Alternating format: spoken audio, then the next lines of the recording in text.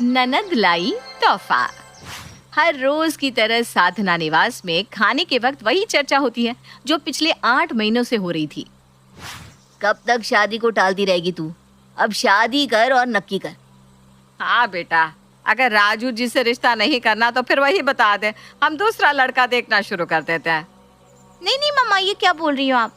मैं राजू से ही शादी करूंगी। पूरे जमाने से बचा कर रखा है मैंने खुद को उन्हीं के लिए, तो उन्हीं से शादी नहीं करूंगी क्या? क्या बोल रही हो आप भी? तो पा लिया ना राजू जी को, अब छोड़ दे तपस्या। पर उनका काम भी तो है ना मम्मी जी, उन्हें फुर्सत कहाँ मिलती है। ऐसे कई काम काजी देखे मैंने, ये सब ना झूठ मूठ के बहाने हैं बेटा। कल ही तू किसी भी तरह राजू जी को घर पर लेकर आ, मैं सामने रखकर बात करूंगी। शादी करनी है तो करे, नहीं तो हम अपनी बेटी को अब और घर पर नहीं रखेंगे। अरे तेरी भी तो उम्र निकली जा रही है, फिर बाहर के रिश्ते आने भी बंद हो जाएंगे। और अगले दिन स्वीटी राजू को अपने घर पर बुला लेती है। ये सब क्या है स्वीटी? इसलिए मैंने तुम्हें प्यार किया था क्या? बेकार में यहाँ आने में मेरा टाइम वेस्ट हो गया। मेरे दिमाग में जो बिजनेस का थॉट था, अगर वो दिमाग से निकल गया तो हो गया ना नुकसान। तुम कितने टैलेंटेड हो राजू, हर वक्त तुम्हारे दिमाग में काम और काम ही रहता है। और एक मेरे घर वाले हैं जिन्हें लगता है कि तुम मुझसे प्यार नहीं करते। चलो अंदर चलो और सबके सामने साबित कर दो कि हमारा 8 महीने का प्यार झूठा नहीं है, वरना मम्मी ना मेरी शादी कहीं और करवा देगी। राजू स्वीटी के साथ उसके घर जाकर सभी से मिलता है। तब साधना कहती है, देखिए राजू बेटा।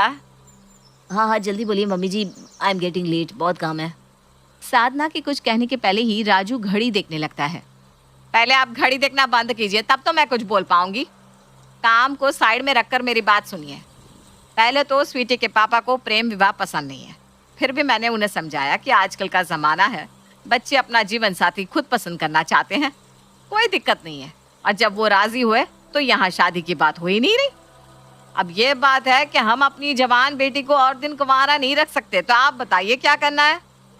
पर मैं अभी तक सेटल नहीं हूँ मम्मी जी, और मैं खुद ही काबिल नहीं रहूँगा तो आपकी बेटी को क्या खिलाऊंगा पिलाऊंगा? वो कितने लाड दुलार में पली बड़ी है। मुझे कुछ अच्छा करना है, बड़ा करना है। जब तक मैं अपना बिजनेस एस्टैब्लिश नहीं कर लेता तब तक मैं स्वीटी को अपने घर नहीं ले जा सकता मम्मी जी। तब तक तो आपको स्वीटी को अपने पास ही रखना होगा। नहीं नहीं नहीं, ये नहीं होने वाला जवाई जी, आप ये क्या बात कर रहे हैं? शादी तो होकर रहेगी। आपके चक्कर में हमारी स्वीटी दीदी ने कितने लड़कों को मना किया है, कोई दूसरा तरीका ढूंढना होगा। अगर आप लोगों को कोई तकलीफ ना हो तो मैं आंटी जी से अकेले में बात करना चाहता हूँ। अकेले में बात कीजिए या दुकेले में, पर शादी के लिए हाँ ही कीजिएगा जमाई जी। और राजू साधना और स्वीटी के साथ कमरे में चला जाता है, जहाँ राजू अपनी होने वाली सास से कहता है, आप लोगों की जिद देखते हुए मुझे तो एक ही उपाय समझ में आ रहा है मम्मी जी। मैं और स्वीटी शादी तो कर लेते हैं, पर जब तक मेरा बिजनेस सेटअप नहीं हो जाता मुझे आपके घर ही रहना होगा, क्योंकि मेरे घर वाले तो मानेंगे नहीं कि मैं बिना सेटल हुए दुल्हन ले आया। इसलिए जब तक मैं अपने घर पर एक बहू नहीं ले जाता तब तक आपको अपने घर पर एक घर जवाई रखना होगा। क्या बोलूं बेटा जी, आपने तो मुझे दुविधा में डाल दिया। ये तो बड़ा धर्म संकट है। कोई धर्म संकट नहीं है मम्मी, इन्हें मुश्किल से 15 से 20 दिन लगेंगे बिजनेस सेटअप करने में। आप जानती नहीं हो अपने होने वाले जवाई को, इनका दिमाग नहीं कंप्यूटर है, कंप्यूटर। यहाँ रहेंगे तो इन्हें एक अच्छा माहौल भी मिल जाएगा और ये अच्छी तरह से बिजनेस के बारे में सोच भी पाएंगे। हाँ बोल दीजिए ना मम्मा, ज्यादा सोचिए मत। ठीक है फिर। पर हाँ मम्मी जी, इस बारे में किसी को बताइएगा मत, वरना कोई ना कोई अपनी टांग जरूर अड़ा देगा और आपकी स्वीटी कंवारी रह जाएगी। इसलिए जब तक फेरे ना हो जाए किसी को इस बात की खबर ना लगे। मैं एक बार इस घर में आ जाऊं फिर तो सभी को इस बात का पता चल ही जाएगा। तो बस अब आप आशीर्वाद दीजिए कि मैं आपकी बेटी को खुश रख सकूं। और बाहर आकर राजू सभी को बता देता है कि अब उनकी स्वीटी विदा होने वाली है। ये सुनते ही दोनों भाभियों की खुशी का ठिकाना नहीं रहता। ज्यादा देर ना करते हुए दोनों फौरन ही अपनी इकलौती ननद की शादी की तैयारियों में लग जाती हैं। मुझे कम से कम 50,000 हाथ में चाहिए हितेन जी। आखिरकार मेरी इकलौती ननद की शादी है, सबसे महंगा लहंगा पहनूंगी मैं। लगना भी तो चाहिए, घर की बड़ी बहू हूँ मैं। तेरी खुशी के पीछे छुपा राज मुझे अच्छी तरह समझ में आ रहा है दीपा। तेरी ननद जो घर से जा रही है। आप विश्वास नहीं करेंगे जितेंद्र जी, मैंने तो भगवान से 101 रुपए का प्रसाद बोल दिया था। जैसे ही जीजा जी ने कहा मैं मम्मी से अकेले में बात करना चाहता हूँ, मेरी तो धड़कनें बढ़ गई थी। अरे भाई, साल भर अपना रिश्ता चलाने के बाद अगर वो दीदी को छोड़ देते तो हमारी दीदी का क्या होता बताइए तो। पर भगवान का शुक्र है उन्होंने हाँ कह दी। दीदी का क्या होता, तेरा क्या होता, अच्छी तरह वाकिफ हूँ मैं। ये जानते हुए कि मेरी एक बहन भी है, तूने शादी के लिए ना करती थी। वो तो किसी तरह तेरे पापा के कहने पर तुझे मुझसे शादी करनी पड़ी, वरना तू नहीं करने वाली थी ऐसे घर में शादी जहाँ ननद हो। पर चलो, अच्छा हुआ कि दोनों का रिश्ता पक्का हो गया। अब बस मेरी बहन अच्छे से विदा होकर अपने घर चली जाए। और 1 महीने बाद आखिरकार वो दिन आ ही जाता है जिसका सभी को इंतजार था। स्टेज पर अपनी ननद और नंदोई को साथ बैठा देखकर दोनों भाभियां आपस में एक दूसरे से कहती हैं, बस भाभी, इसी दिन का इंतजार था मुझे।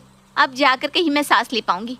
मुझे ना बड़ी टेंशन हो रही थी कि कहीं राजू जीजाजी दीदी से शादी करने को मना ना कर दे, क्योंकि जैसी दीदी की हरकतें हैं ना, उन्हें कोई दूसरा मिलता भी नहीं।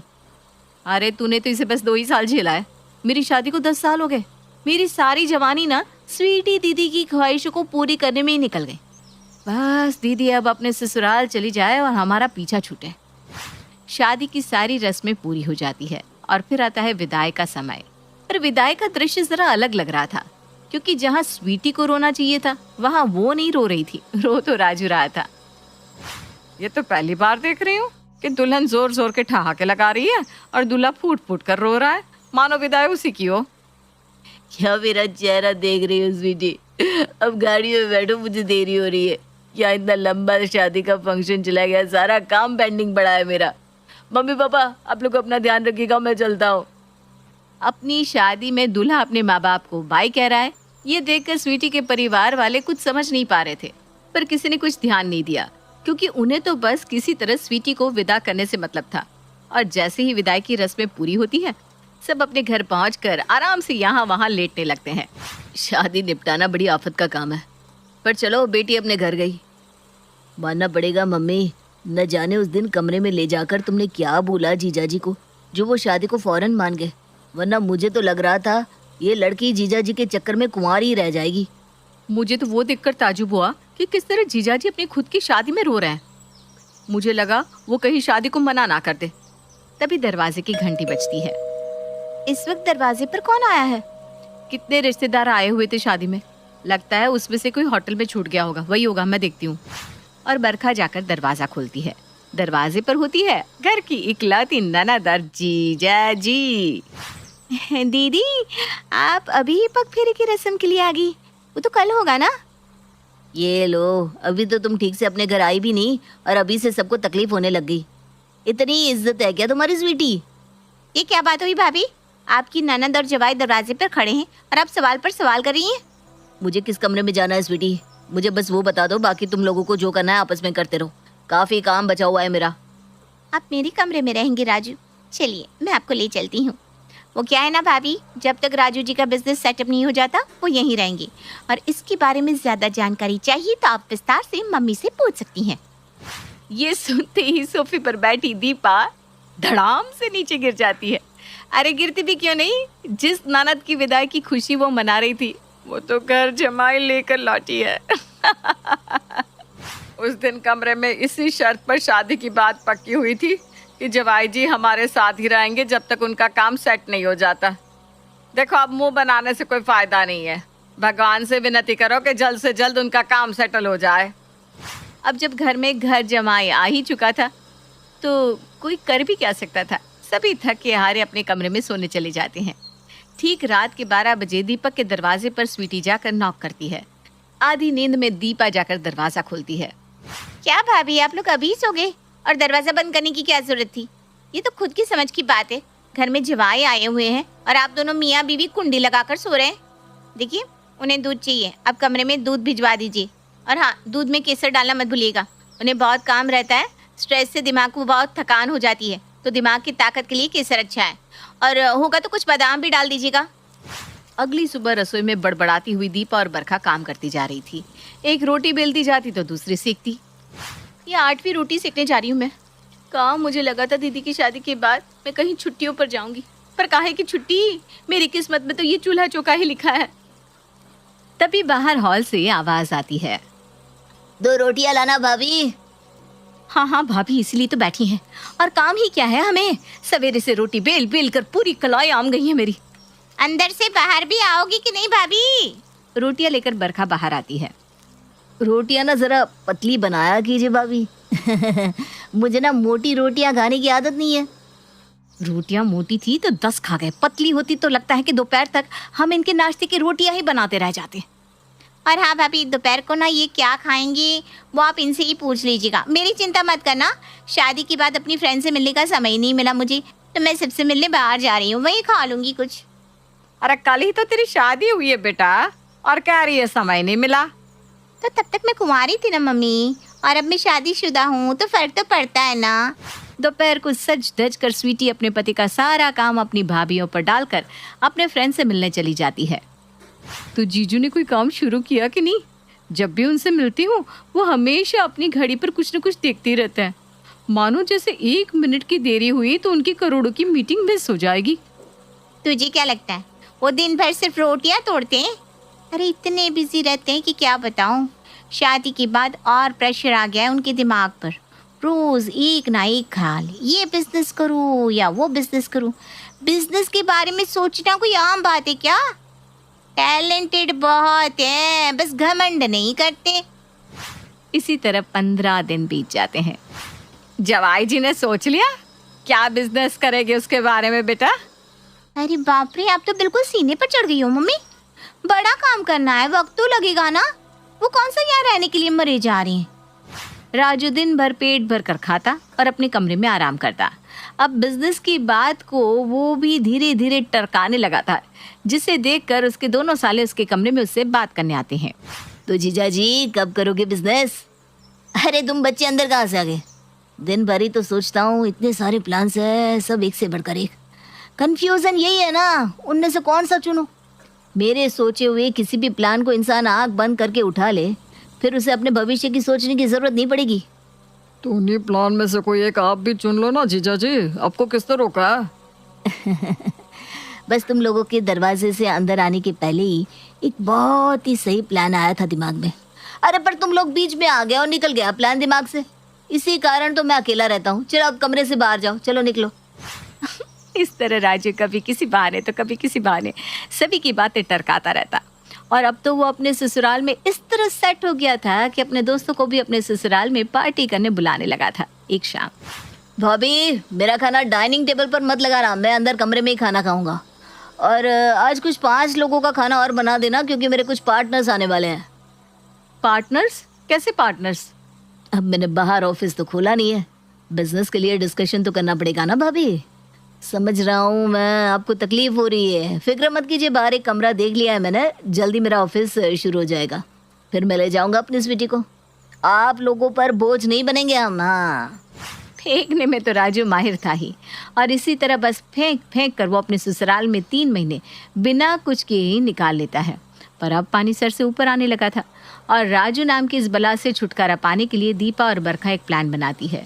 अगली सुबह दीपा और बरखा अपना सामान लिए अपने पतियों के साथ कमरे से बाहर आती है। ये सवेरे सवेरे कहाँ जा रहे हो तुम लोग? आइए माँ का आशीर्वाद लीजिए। बरखा और हितेन, तुम भी आशीर्वाद ले लो, बड़ा काम करने जा रहे हैं हम।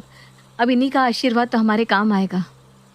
बड़ा काम? ऐसा कौन सा काम करने जा रहे हैं आप चारों? वो क्या है ना, रोज रोज जीजा जी को अपने दिमाग में प्लान बनाता देख इन दोनों के मन में भी बिजनेस करने की बात आ गई है। हाँ स्वीटी, अब अगर बनना है तो जीजा जी जैसा ही बिजनेसमैन बनना है, इसलिए मैंने तो नौकरी भी छोड़ दी है, मैं भी बिजनेस करूँगा। मैंने भी नौकरी छोड़ दी है, फिर सोचा कि बिजनेस का प्लान करूँ, पर दिमाग में कोई आइडिया ही नहीं आ रहा था। फिर समझ में आया कि दिमाग में आइडिया अपने ससुराल जाकर ही आएगा, जैसे कि जीजा जी को आ रहे हैं इतने सारे आइडियाज़।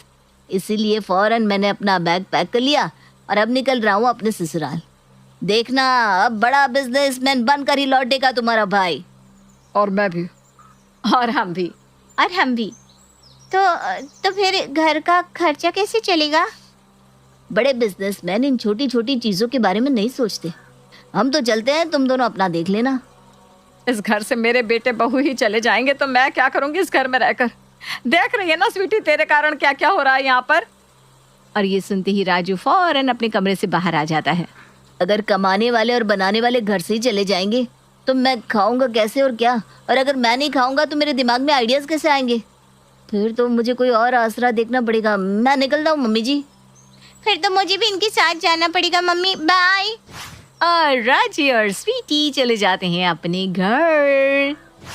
झूठ मूठ का ही सही, बैग तो पैक कर ही लिया है और अब सर पर बर्डन भी नहीं है, तो क्यों ना हम सब एक छुट्टी पर ही चले। और कुछ इस तरह एक छोटा सा नाटक करके दीपा और बरखा अपनी ननद के लाए तोहफे से अपना पीछा छुड़वा ही लेती है।